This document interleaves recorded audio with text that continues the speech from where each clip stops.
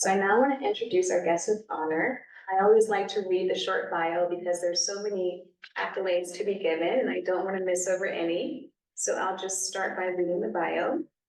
Kendall Buster earned a BFA degree from the Corcoran College of Art and Design in Washington, D.C., and an MFA in sculpture from Yale. Additionally, she participated in the Independent Study Studio program at the Whitney Museum in New York. Her work has been exhibited in numerous venues, nationally and internationally, including the Hirshhorn Museum, the American University Katzen Museum, the Krieger Museum, all in Washington, D.C., Artist Space and American Academy of Arts and Letters in New York, SCAD Museum in Savannah, Georgia, the Kemper Museum in Kansas City, the Von Op Weston train station, I believe in Berlin, Germany, which we'll dive into a bit more, and Commune 1 KZNSA Gallery in South Africa, and so much more. Her work has been reviewed by Art Forum, Sculpture Magazine, The Washington Post, and many others. She's been featured on NPR's Morning Edition and was a recipient of the American Academy of Arts and Letters Award in the Arts. She currently lives and works in Richmond, Virginia, and is a professor and graduate director in the Department of Sculpture and Extended Media at Virginia Commonwealth University. So please join me in welcoming Kendall Buster.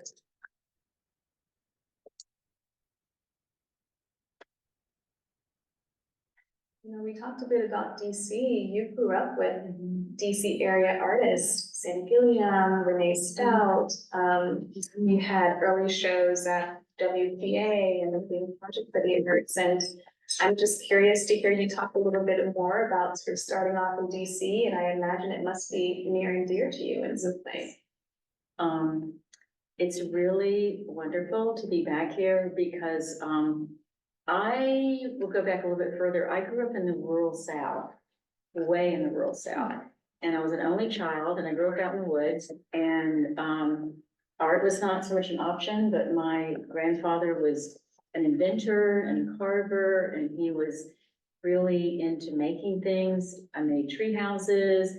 I didn't play with the dolls the way most of my girlfriends did. I would sort of organize them into some kind of weird assemblages and build little houses for them and so forth.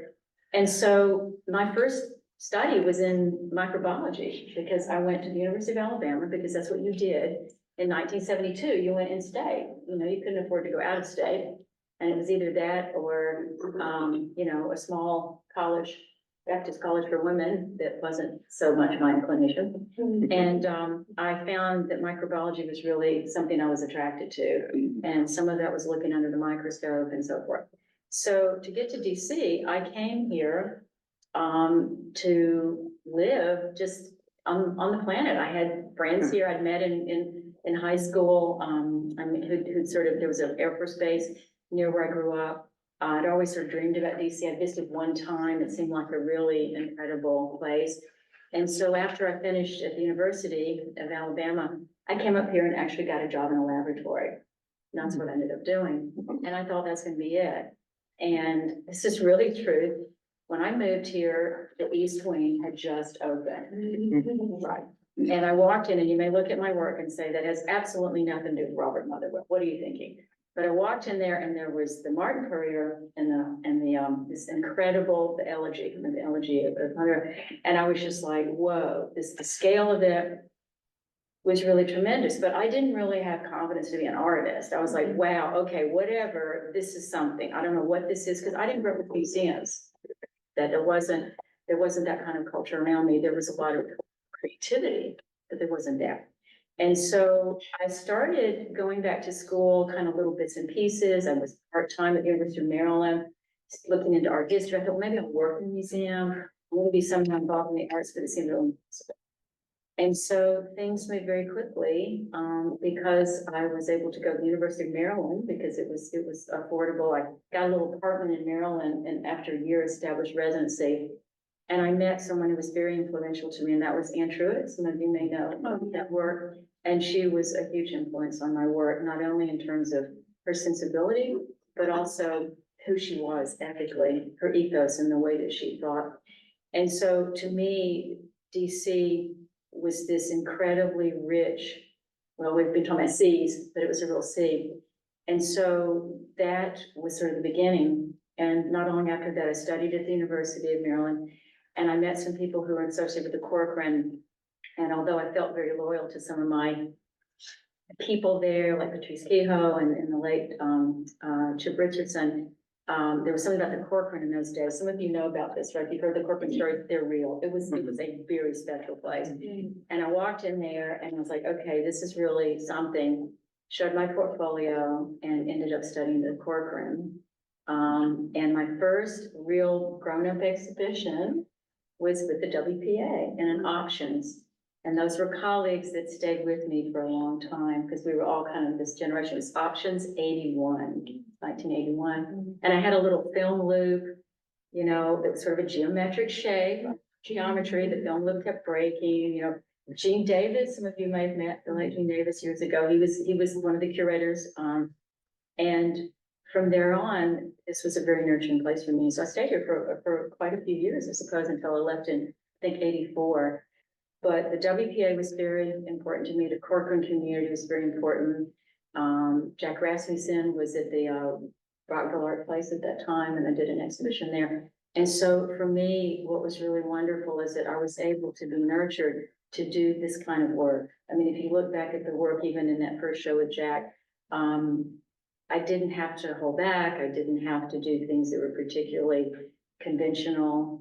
I wasn't worried about them being saleable, even though that drove some of my friends a little crazy who were, you know, involved in other kinds of art practices. And so that was PC. And it's a long answer, but it's super important to me. I never thought I'd be actually. I was up in New York a little bit in school and so forth, but I got lured down to DCU, but I didn't think I'd stay. And here I am 20 years later, but I feel very connected here. Angela, as I were just talking about how there's Baltimore School, because I'm very involved in education, right? And then there's BCU, which is in Richmond, and then there's DC area in the middle. And so I feel like if you take a compass, you can just make this big circle, you know, and I feel like there's just a flow with that. So it's a really very special place for me. If that's what to do that. So I give long answers, so. I do, that comes out, but thank you. That was really fun to kind of go down that and put that together. We're really happy to have you work here again. Speaking of Angela Adams, who is at Arlington Public Art Commission, I've had a conversation with her and other arts leaders in the region, Jack Rasmussen at the American University Katzen Art Center, Andrea Pollan at the curator's office, Betsy Johnson at the Hirshhorn, all in conversation around this partnership with the Krieger Museum and an upcoming program we have in February at the Krieger Museum. But I was just sort of astounded by everyone's enthusiasm. Like the first line of their response to my email was, "I'm so happy to know that you're presenting Kendall's work. I'm so happy. I love her work." You know, I think Betsy Johnson quoted, "Kendall's work is much beloved in the DC region." And I mean, the sort of care and love for you is unbelievable and definitely there. And so I want to go back to what you were saying about being trained as a microbiologist and want to get into sort of work, you know, how you became to make this work. And I know that you got inspired by what you were seeing in the microscope while you were studying at a medical lab. Can you tell us a little bit how your journey and where it started working as a microbiologist? Yeah, I think it's one of the questions that I get a lot when people find out that was my background, because I teach, as you know, I'm really devoted to that at VCU, and there are a lot of my students who, there's kind of two paths. They've gone through maybe really great high school art programs, which is fantastic. You know, I didn't have that. And so their trajectory's been very clear if they're going to go into creative arts. Then I have students sometimes who come through a different route, right, a more circuitous route. And so for me, as I think I mentioned earlier, the attraction of microbiology is that I love the community. It was a really interesting community at the University of Alabama. There was, in 1972, there was only one woman head of department in the entire Howard University. And that was Dr. Margaret Green, and she was 72 years old. And she had these lectures at 8 o'clock, and they were really hard. You had to know everything that, she'd said, and she would say, I'm gonna walk down at 7:30 because an hour is not a long enough for her. Like, she was very tough, and she was an incredible presence. And there was this community, and so a lot of it was my attraction to that community of people. And then the other part of it was the laboratory. I don't know if you've had any experience with laboratories. You can see my work. I'm not particularly an artist who works like this, which is great. I have lots of wonderful students who do. For me, it's like, I like measuring, and I like numbers. I'm not very good with numbers. That's why, I didn't go into physics or like, but I really love precision. And so I love laboratory, vessels. Have you ever been these? Oh, and it's not like that anymore. Like medical technology, when I went into it, we did a lot of stuff manually, even in hospital labs. I worked at Druid City Hospital for an internship in like 75. And so I love those shapes. I love the structure. And then looking under the microscope, the things you see, if you've ever done microscopy, and then we're not even talking about electron microscopy, that's a whole other thing, but it's amazing, right? Because it's a whole other world that you don't see with the naked eye. And I think it's very humbling, and it makes me realize, the limits of our senses and how much we don't want to take those for granted. And then there's this whole other world. So to me, science was very visual, and art required a certain amount of planning, required a certain amount of precision. And so those two things didn't seem that weird to me, that it was almost natural. And so that's really how, and you can see in the work, I have a real love for organic form. I love biological form. I like sort of an organic abstraction, but I also love architecture. And I probably wasn't likely to go and be an architect and be trained in that way. I was really more interested in, a little bit more of a different kind of a more gestural kind of approach. But for me, I felt like there's an architecture in nature, that if you open a seed, or if you take a pomegranate and you slice it, there's a kind of an interior and exterior. I think our bodies are architecture. The empty spaces are what makes it possible for us to be alive.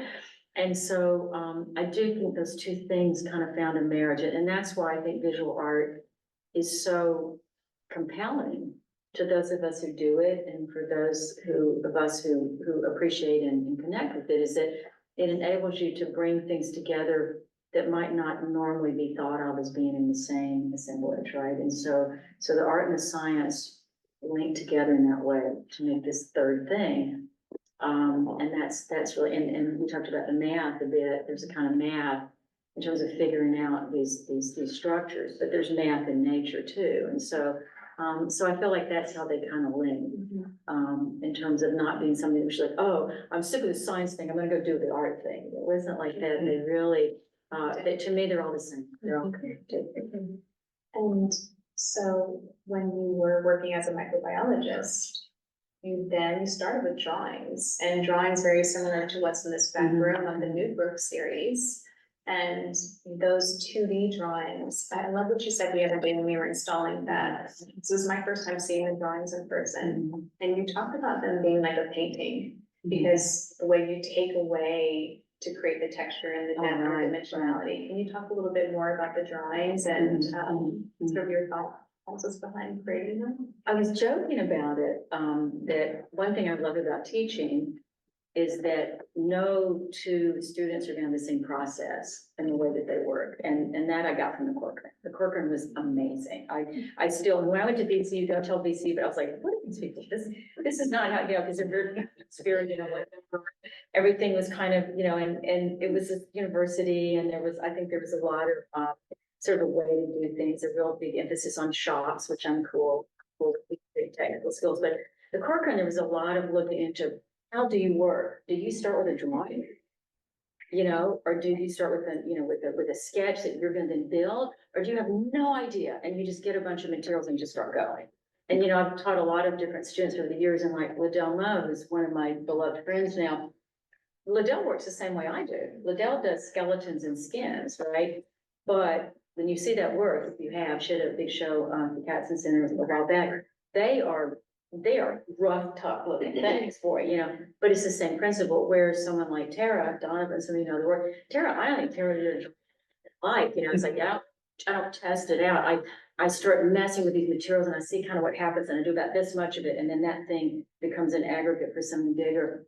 And so for me with drawing, it's a little bit similar where if I would talk about the way I draw, it has more similarity to the ways maybe I sculpt than it would the way someone else would draw.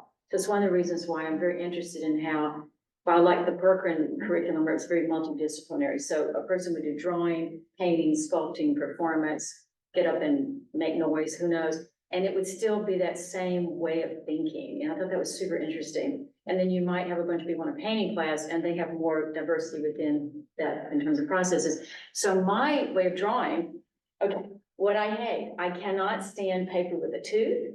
I can't, like, now my partner and husband Simon, you know, draws really large and this is the fulcrum. Most of the time, my fulcrum is this. And so I work really small and I work really intimately. And I work on a mylar because why mylar, you can lift it back up again. And so I can't stand if it's too much of a tooth and then I draw and then I can't erase it. Does that make sense? And so, you know, if you erase too much, then you just end up tearing up the paper, which, you know, some people might love. That could be part of the texture. So Janelle and I were talking about these drawings. Now, what you see here are digital scans of those. Why? Because the original ones, it's so silly, but we have public and private spaces, and those are part of a series. And I'm in a weird thing with them where I just want to keep doing them, and I want them to be together. And it's weird. I don't know what's going on. I did show them many years ago, like about the first 10, but I still have them all.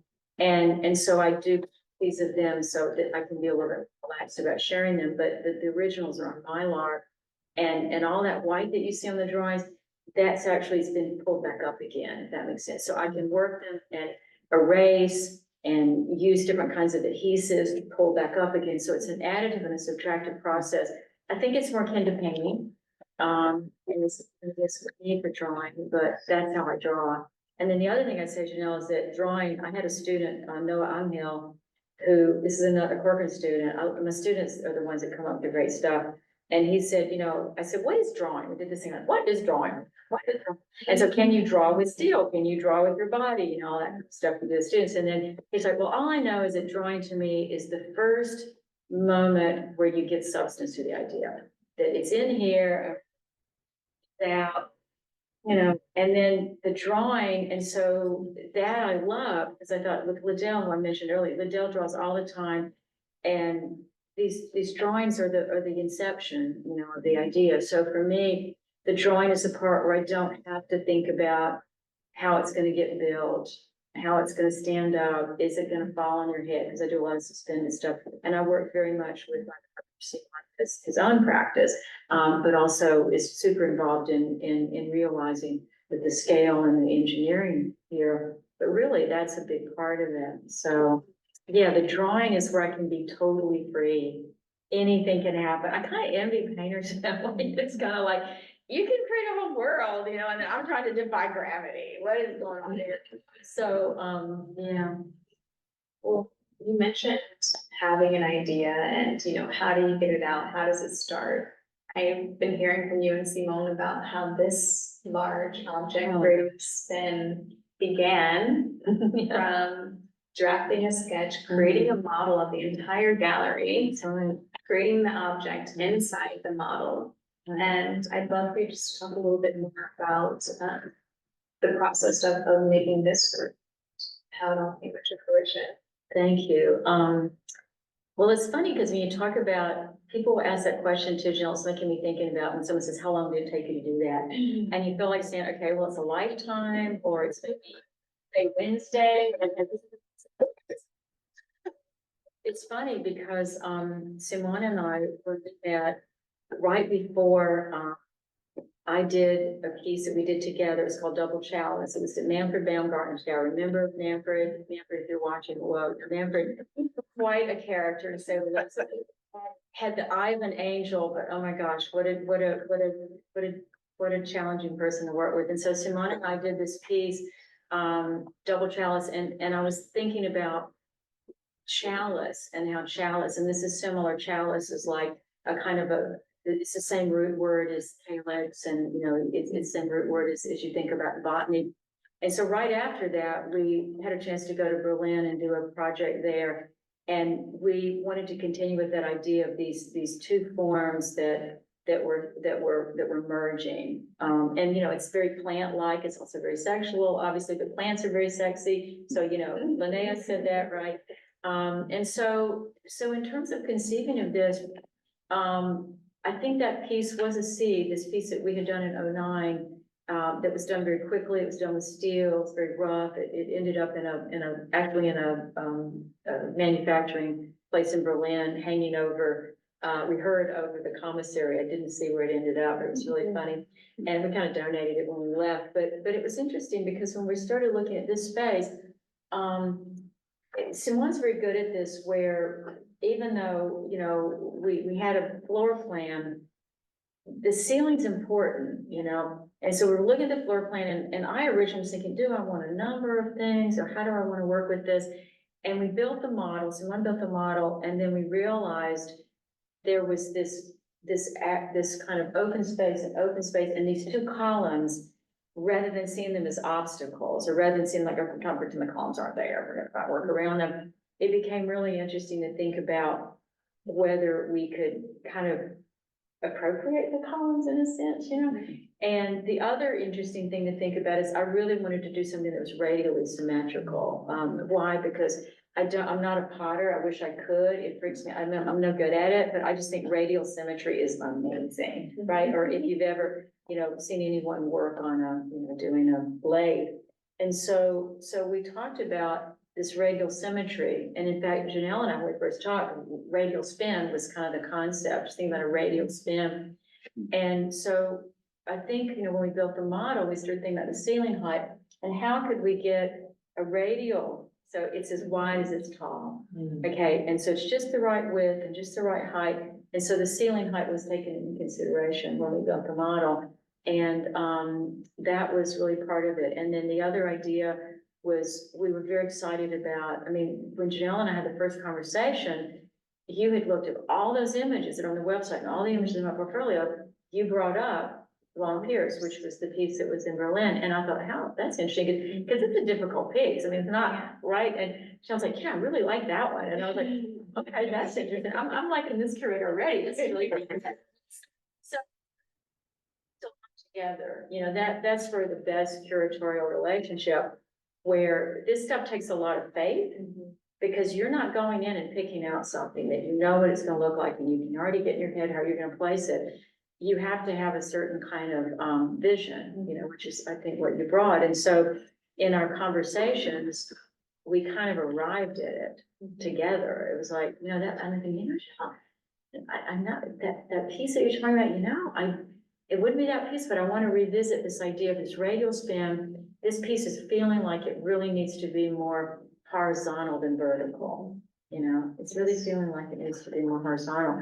And then that's what's really led to it. And then you and I together talked about it. We'd use the white, I wanted to use this white shade cloth. Whether to do that, what would it be like to have this gray walls, which is very unusual, right? You know, for gallery.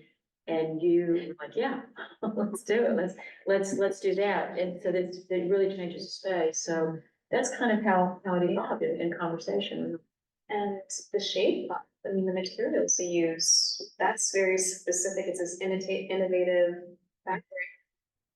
Really South Africa, we're getting it came from South Africa. You mentioned it typically green in South Africa to use on porches. And been using this fabric for a few years now. It's resilient, it's durable, it has a luminescence to it, which looks incredible. And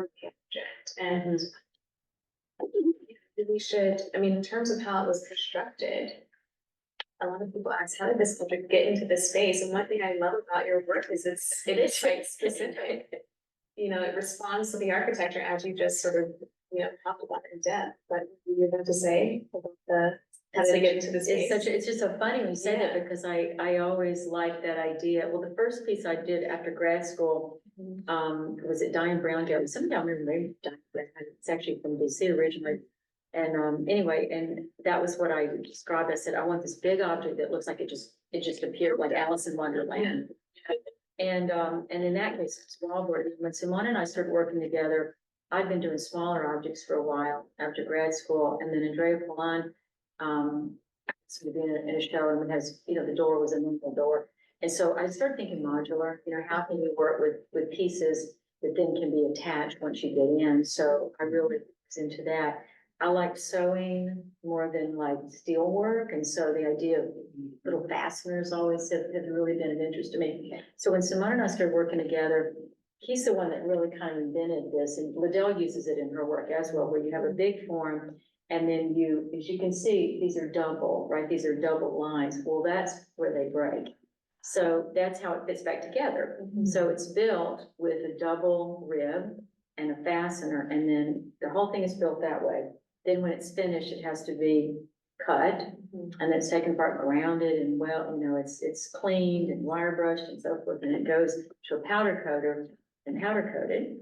And then it's hand screened, almost like you would screening an awning or screening or you'd be putting canvas on a stretcher. This is knit fabric. And it's a knit, it's a knit fabric, it's not woven. And the way that I came up with this is that some of the early pieces, we used insect screening from Lowe's. It's easy breezy. Why? Because again, I give someone credit. I was doing a lot of these. Y'all may remember some of the small pieces. One's in the Hirshhorn collection. I was, doing a lot of hand weaving, but still these frames that would have bands on them. And so I was still kind of doing that, and Simone was like, let's try some screening rather than the weaving, because the weaving was kind of a little bit bulky, and I wanted more of a ephemeral kind of sexy stockings look. And that just started me on a whole path, really. I mean, I credit you with that. And so we originally worked with green, because that was more common, the Krieger piece that was up for ages. If you ever saw Garden Snare, that was supposed to be up for a season. It was there for like a really long time.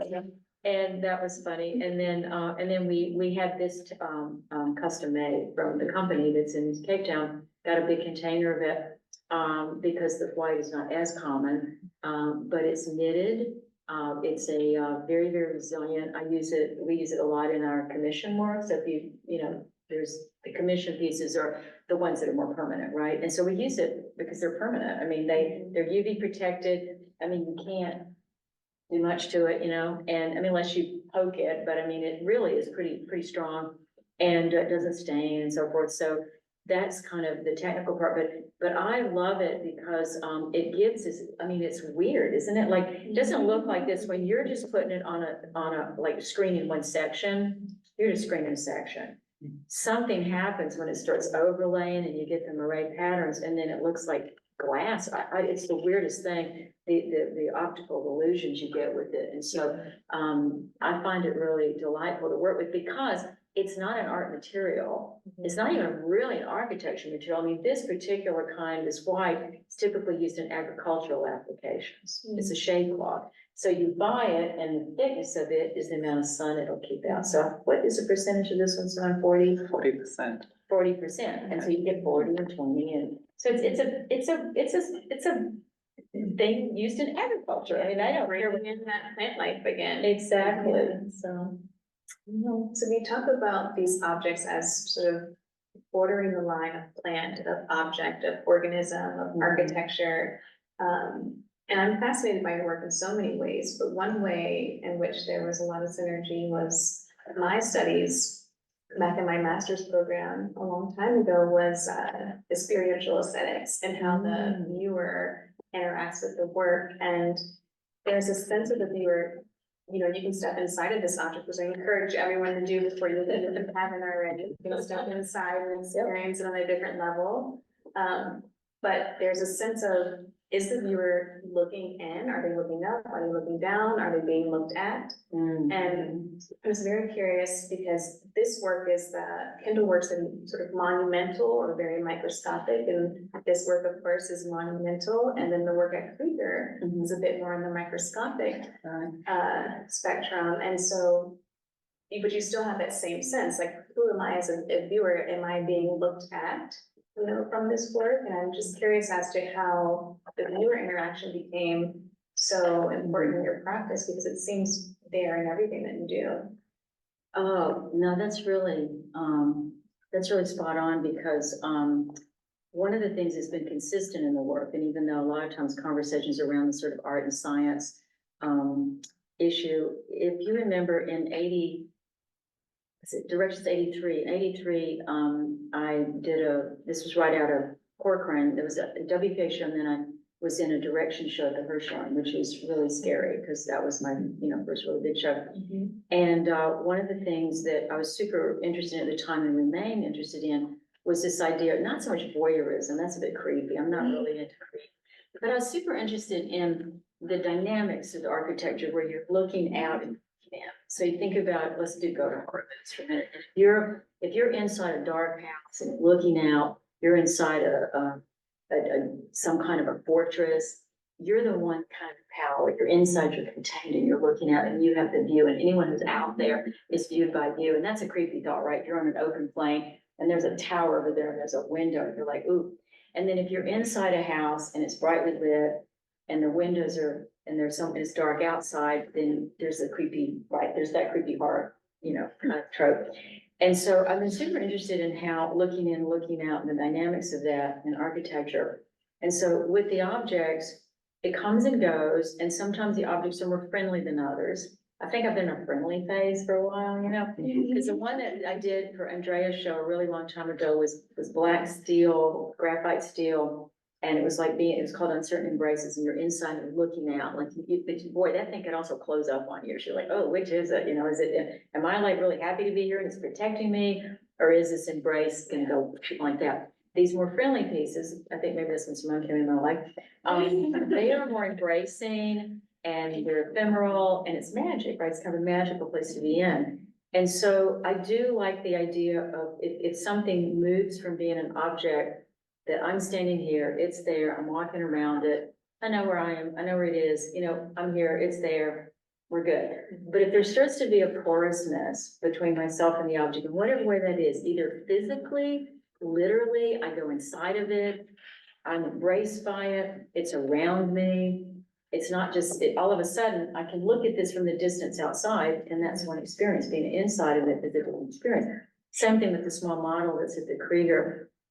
That piece, it's very weird, because there are all these little windows and doors, and it looks like a kind of a maze, and it doesn't look like a very friendly place you'd want to be. It's a lot of mazes that don't go anywhere. There's like these kind of tower-like structures. You don't get inside that, obviously, but you do get inside of it with your imagination. And I was talking to Christine about this earlier, that I really love the idea of models, scale models, even if those models are not going to get blown up to be a real thing. There's a kind of a space of the imagination. So you're absolutely right.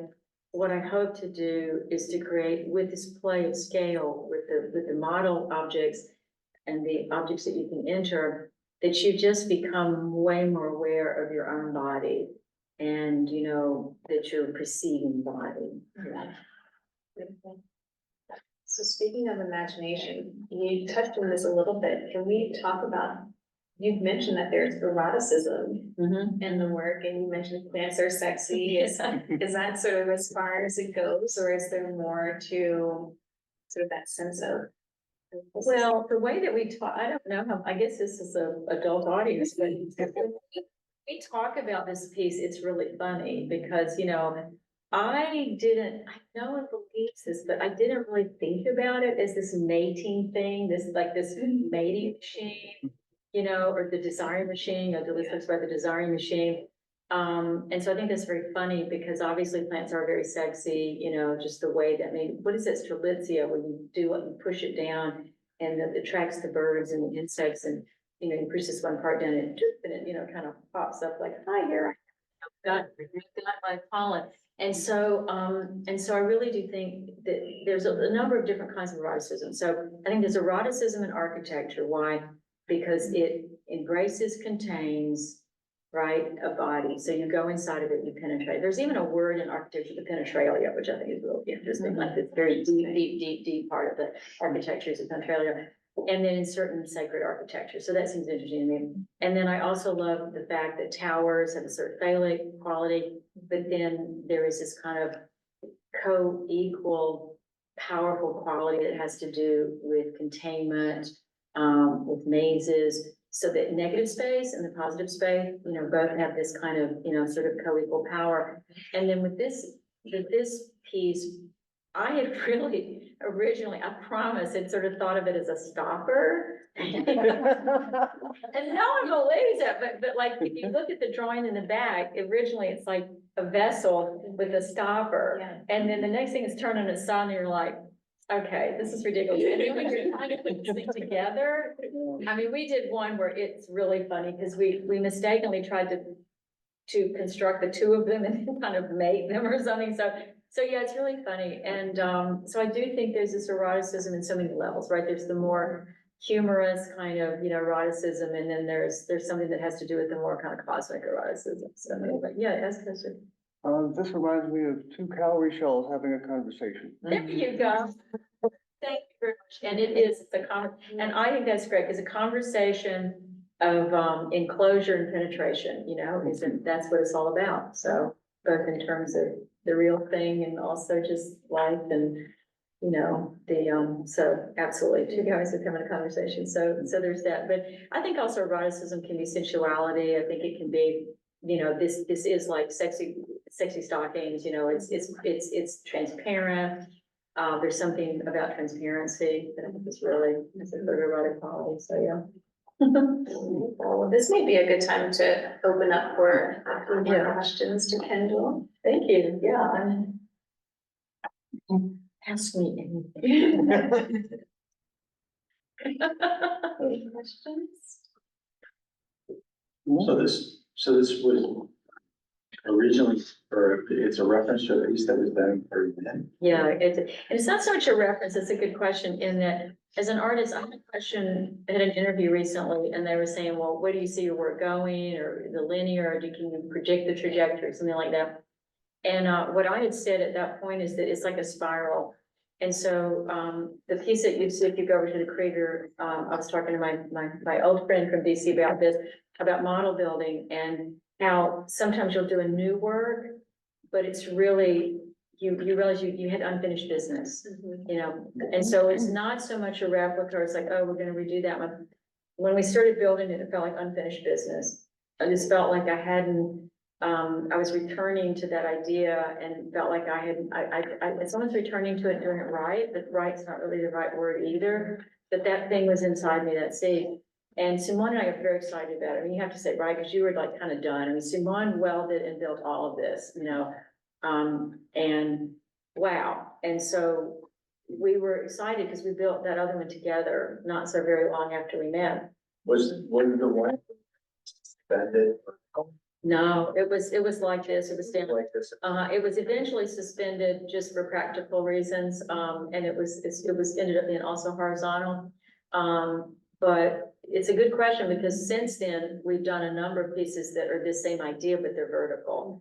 The one that was the American Academy of Arts and Letters that Janelle mentioned in the bio, that one was a vessel that was sitting upright. So we work a lot with orientation for sure, and a lot of that depends on space. The vertical orientation that happened at the American Academy is because it was a really high Beaux-Arts ceiling, and we wanted to line up the oculus, if you want to look at that as the oculus, we wanted to line it up with some things that were going on with the crown molding. But yeah, their orientation can really vary in the design process. Well, that's the reason I was asking, is because one of the things that strikes me about this is that you were talking about the radial symmetry. Yes. And the fact is that the asymmetrical elements of this seem to be really related to its kind of reckoning with gravity. Exactly. From its being in a configuration that's different from how it was when it had radial symmetry. Exactly. It kind of feels that way. Exactly. And I'm wondering if the ones that paint don't have that same kind of asymmetry. Yeah, it's a really good question. Two things. Yes, sometimes the hanging ones do have that, and that's one treatment. But one of the things Simone and I grapple with a lot is whether we want to do a horizon line. So we did one at the Princeton Brick Chemistry Lab. This is quite a few years ago. and decided they could have been full-on spun bubble forms, if you want to call it, that these were molecules. But it seemed really interesting to slice them, because by slicing them, you created a feeling of architecture, like that there was this ground. And you're right, I mean, you could, I guess you could do an imaginary architecture that's completely that way. There'd be a tiny little, little tube that would go up and you could go into this blimp-like thing. But in general, you're right. If you do that, if you're gonna use a ground, either practically, as you have here, or if you want to imply a ground, you got that slice. And so it definitely breaks this energy. But with the vessels that go vertically, you have the slice, but you're spinning this way, so you're not so aware of it. But still, it's interesting because you got to figure out where to slice. So we did a pair of them that were shown in Scottsdale on the Solari Bridge, and one was 16 feet and one was 12 feet, but they had sort of the same proportion. So it was really weird because one felt, remember that one, so one felt like you chopped it a little bit more than the other one. One, had more of this shape and the other had more of that shape. So that it's very observant what you say, that's totally it. That makes me want to bring up your commission works and how you've had an incredible career, multifaceted in so many different ways. And a lot of, I think when I first came to you about doing an exhibition of the large scale work, you mentioned that these days you're doing a lot more commissions than gallery institutions for this large scale work. And then you mentioned that it's a bit different, the experience of it. Oftentimes the commissions are sort of hanging above your head, the visitor isn't interacting with you. It's curious if they also typically have, if they're sliced and don't have the horizon line. Just wonder if you want to talk about sort of the commission works that you're doing in so many from convention centers to law offices. I mean, you'll be able to sort of say it. That was the first one. Yeah. Okay. The first one. And also I'm really different. Robin Rose, some of y'all know Robin, who was always hassling me and said I was really unrealistic. It's working, always is really soul through when this is beautiful and costly paintings and he called me Bubba, which is really funny. We call each other Bubba, which is both from the South and so sweet. Anyway, he's like, Bubba, I don't know. I mean, that corporate stuff, I don't know, that's all good, but what are you gonna do with, because I was making these installations. And it was really funny, like, I don't know, because like every time I do these installations, what do you do, right? They're very big, they're very expensive to produce. Where do they live? How do I keep doing this? How do I sustain this practice?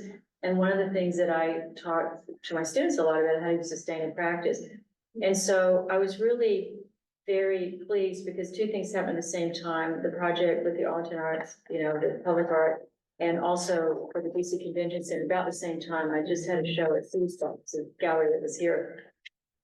Sia and Sarah Finlay.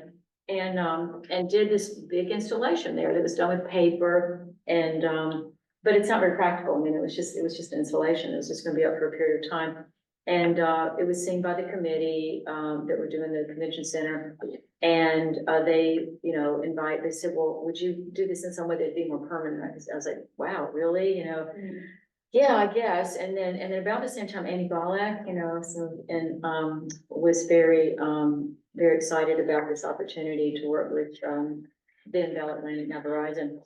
And someone mentioned Sam Gilliam early. Sam was kind of a mentor and very, very funny and really, like, Sam's really tough love. If any of you know Sam, he's like, yeah, you need to, he's always kind of told me what I need to do.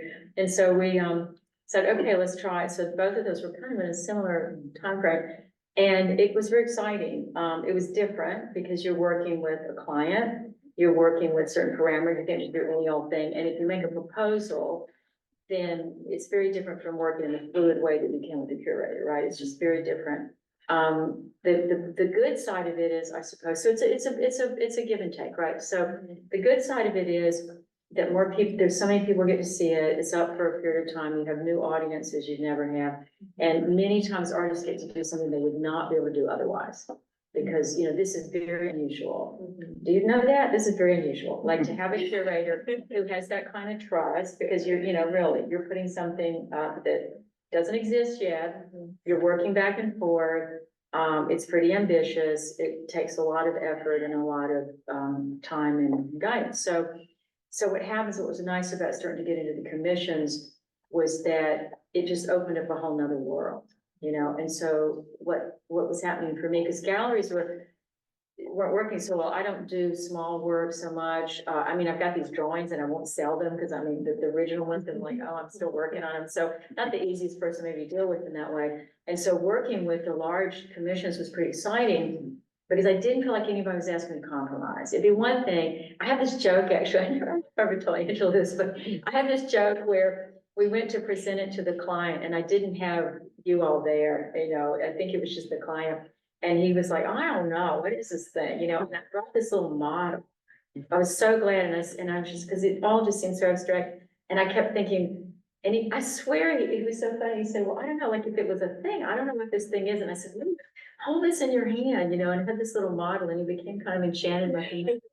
And but it was like, and I think people are different now, this is quite a few years ago, but also I went to Arkansas to sort of talk to them, they were interested in something, and then one of the people in the committee was like, we're the Razorbacks. What's this got to do?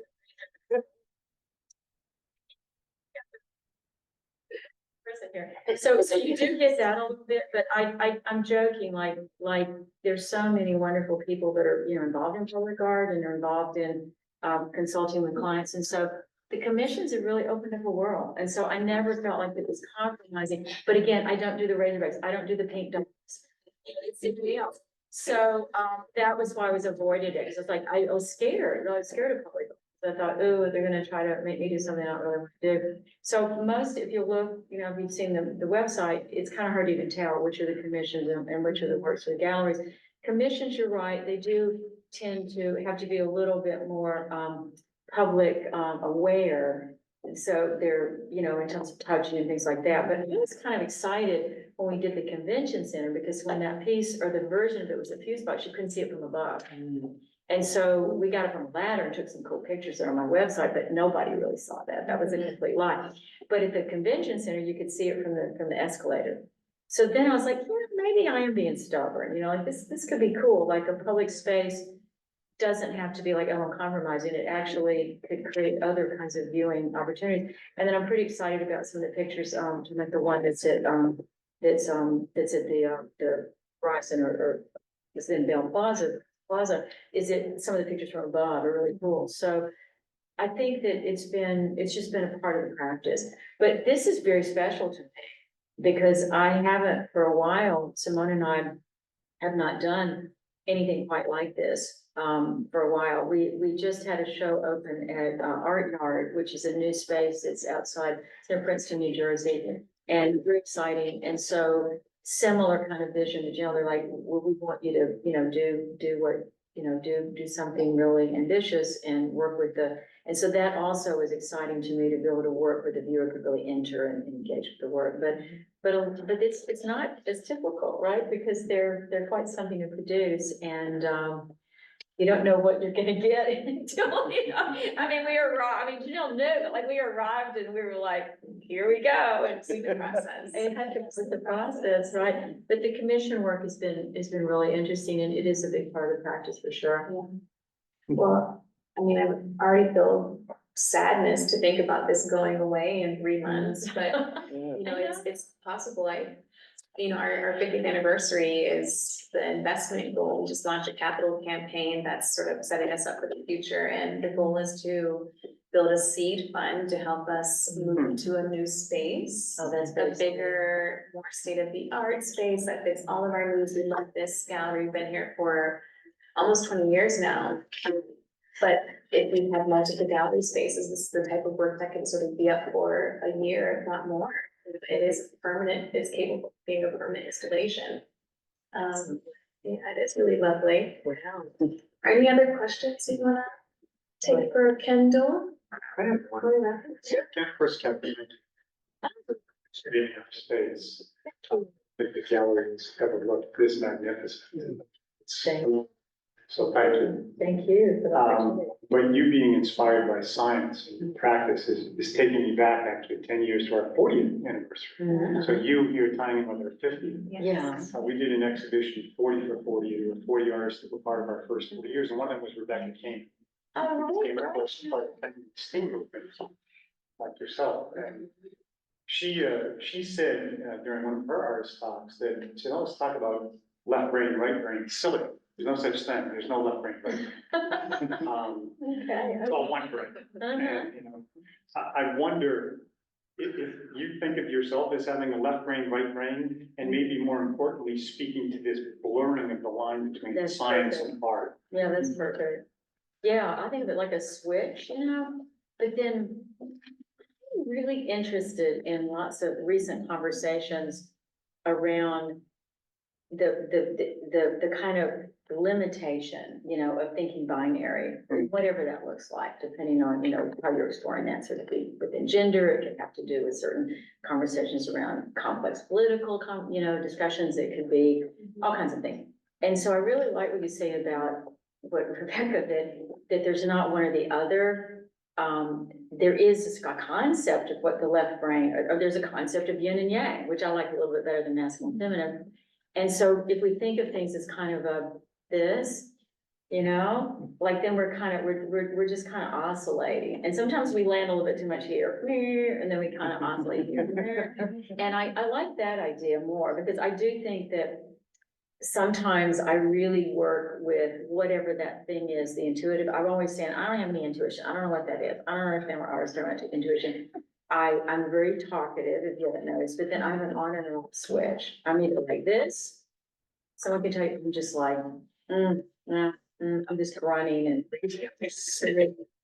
And so I'm just in a zone. So it's really, so I did something to that thing, you know, but I'm not sure. I think you're right. Maybe it's the fluidity thing, you know, or something that it's not one or the other, but this being able to be fluid, or maybe the left brain needs to be embedded in the right and the right and the left. And so, you know, they need each other or something. It's a really good concept. I like that. I like that a lot. And so that's an operation, but I definitely think that artists, how can I put this? Okay, I've known scientists and known artists, or people who are in, not science, let me put, there's clinical science, which is applied. And then I have friends who that I met that ended up going into research. And that had to be a speculative space, right? They had to be doing things that they didn't know it was gonna be. So that's imagination to me. So that's interesting. And then I also know some artists who tend to land, which is great too. They tend to land in a very particular, very focused craft. And that works for them, you know, so the lateral movement's pretty tight. They don't lateralize a lot. So I think the left brain, right brain thing probably toggles, and I think both artists and scientists do it, you know what I mean? And it's like, there are artists who are more in one than the other, and science that are in one than the other. So, yeah, I kind of think that, but, I definitely work. I don't know which one, I have to think about it. I think it goes and comes, right? I think it's like, I don't know. Simone, sometimes you're my left brain and sometimes you're not.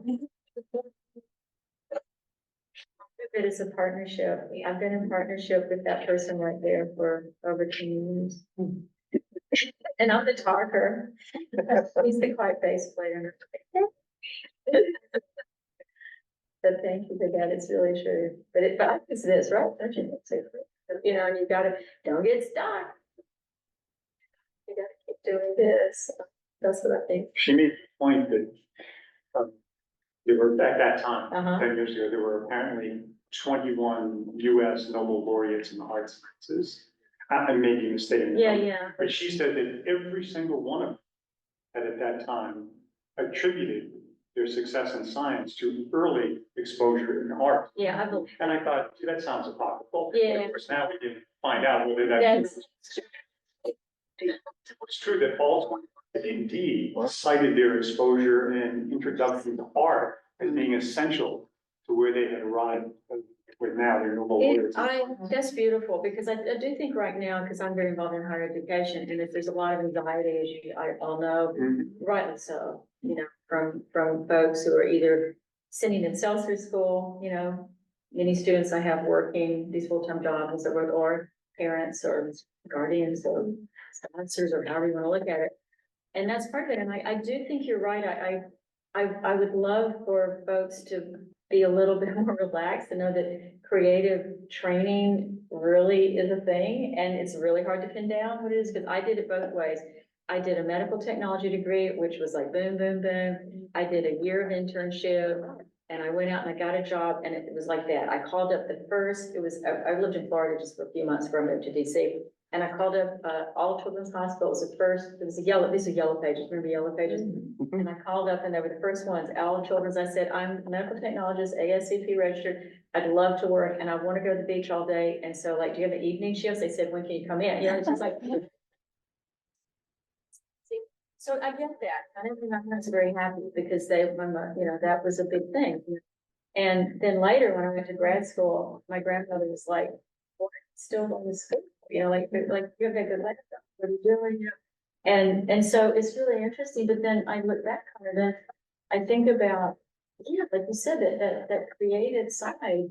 If more, I really do think that my students they're learning a way to problem solve and to think speculatively, and they go into lots of different things. I have a part-time student who works, well, I don't know, maybe you don't think this is a great, he works for Merrill Lynch, like he does media analysis because he can, really good stuff, like why, he went to the Corcoran, he was one of my students, and then he later went on and, did further training, but he did so well because he had this combination of skills and this kind of way of, and that's what he does. He does kind of media analysis, and he's really good at spotting and identifying like, wait, this.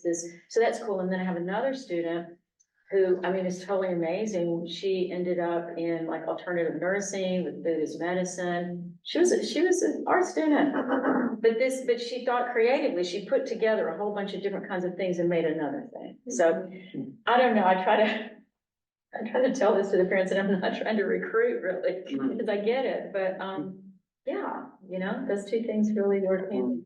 So, and I couldn't do what we do if we were disorganized. Okay, so that's the other thing. That Blake yard stuff, that's also BS. I'm sorry. I don't know what my parents thought when I was gonna be, it's like, I'm gonna like put on a beret and go sit around and drink red wine or be all like, those movies or something, but no, right? You can't do that. Any artist friends out there, you can't, that's not gonna work. You gotta be organized, figuring out how to put things together and be on top and be responsible because people are putting faith in you, right? You can't be like, oh, and with commission, same thing. You make a commitment, you gotta deliver, it has to be there, you stay within budget, and you can't be all, so.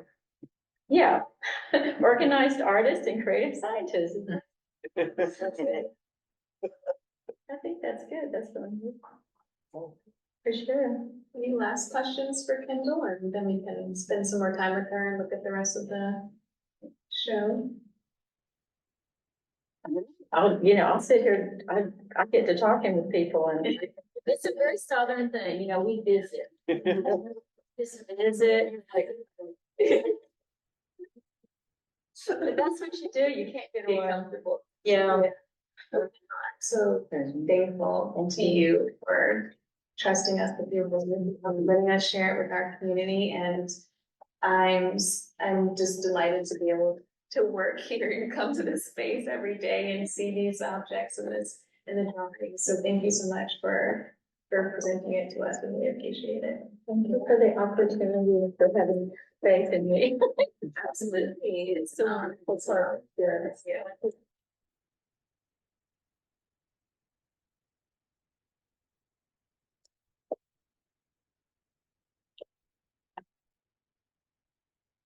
That we have so many programs coming up in conjunction with this exhibition. So at Tepper ICA, we always have our Insights program and the Creative Response program, which brings in different professionals, creatives, academics, scholars, conservators, even other creatives like dancers, hosts, podcast hosts, you name it, we've had them here, chefs.